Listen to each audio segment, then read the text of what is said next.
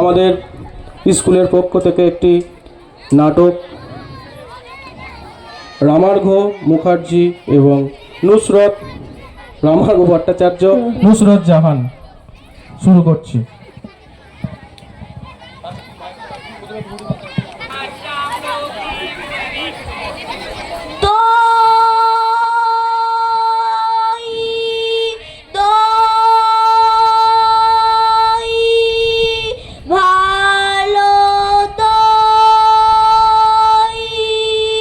দইওয়ালা দইওয়ালা ও দইওয়ালা, ডাকছো কেন?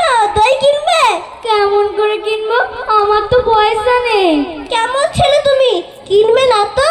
আমার বেলা বইয়ে দাও কেন? না, আমি যদি তোমার সঙ্গে চলে যেতে পারতুম তো যেতুম। আমার সঙ্গে? হ্যাঁ, তুমি যে কত দূর থেকে হাঁটতে হাঁটতে চলে যাচ্ছ, শুনে আমার মন কেমন করছে।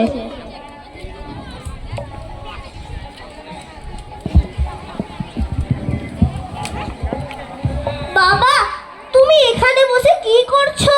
কবিরাজ আমাকে বেরোতে বারণ করেছে, তাই আমি সারাদিন এইখানেই বসে থাকি। আহা বাছা, বাছা তোমার কি হয়েছে? আমি জানি না, আমি তো কিচ্ছু পড়িনি, তাই আমি জানি না আমার কি হয়েছে। দইওয়ালা, তুমি কোথা থেকে আসছো? আমি আমাদের ওই গ্রাম থেকে আসছি। তোমাদের গ্রাম? অনেক দূরে তোমাদের গ্রাম? আমাদের গ্রাম ওই সেই পাঁচমুড়ো পাহাড়ের তলায়, ওই শ্যামলী নদীর ধারে। পাঁচমুড়ো পাহাড়, শ্যামলী নদী, কি জানি, হয়তো তোমাদের গ্রাম দেখেছি, কবে সে আমার মনে পড়ে না। তুমি দেখেছো ওই পাহাড় তলায়? কোনোদিন গিয়েছিলে নাকি? না না, কোনোদিন যাইনি, তবে কিন্তু আমার মনে হয় যেন আমি তোমাদের গ্রাম দেখেছি। অনেক পুরনো কালে খুব বড় বড় গাছের তলায় তোমাদের গ্রাম, একটা লাল রঙের রাস্তার ধারে না? ঠিক ঠিক ঠিক বলেছো বাবা। সেখানে পাহাড়ের গায়ে সব গরু চড়ে বেড়াচ্ছে। কি আশ্চর্য, ঠিক বলেছো। আরে আমাদের গ্রামে গরু চড়ে বই কি, খুব চড়ে। মেয়েরা সব নদী থেকে জল তুলে মাথায় কলসি করে নিয়ে যায়, তাদের লাল শাড়ি পরা। বাহ বাহ, ঠিক কথা।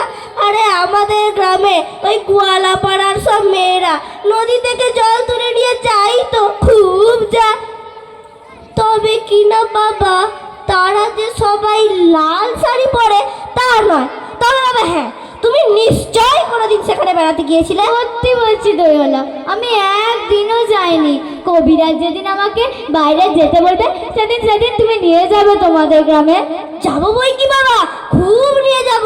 আমাকে তোমার মতো এরকম দই বেচতে শিখিয়ে দিও, ওই রকম বাঁকাতে নিয়ে, ওই রকম খুব দূরে রাস্তা দিয়ে।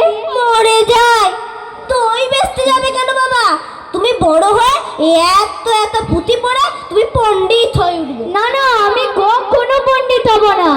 আমি তোমাদের রাঙা রাস্তার ধারে বুড়ো বটের তলায় গয়লাবাড়া থেকে দই এনে দূরে দূরে গ্রামে গ্রামে বেঁচে বেঁচে বেড়াবো। কিরকম করে তুমি বলো?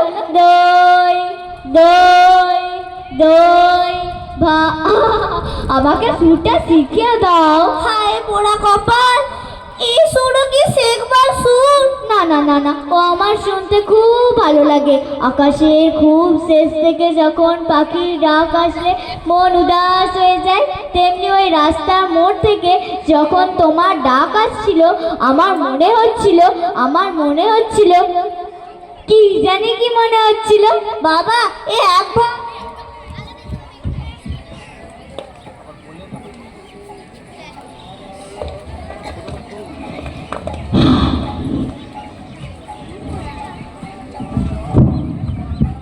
একবার দই তুমি খাও বাবা।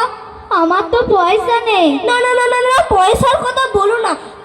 তুমি আমার একটু দই খেলে আমি কত খুশি হব। না বাবা।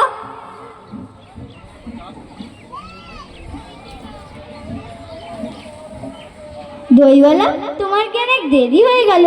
কিচ্ছু দেরি হয়নি বাবা, আমার কোনো লোকসান হয়নি। এই দই বেচতে যে এত সুখ, তা আমি তোমার কাছে শিখে নিলুম বাবা, যাই।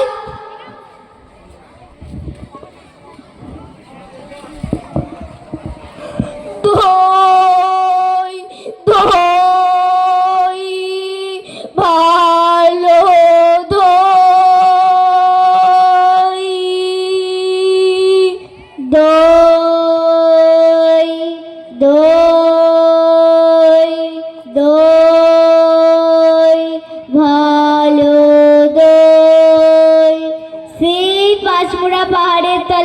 শ্যামলী নদীর ধারে গয়লাদের বাড়ির দই। তারা ভোরের বেলায় গরু দাঁড় করিয়ে দুধ দই, মেয়েরা সন্ধেবেলায় দই পাতে। সেই দই দই দই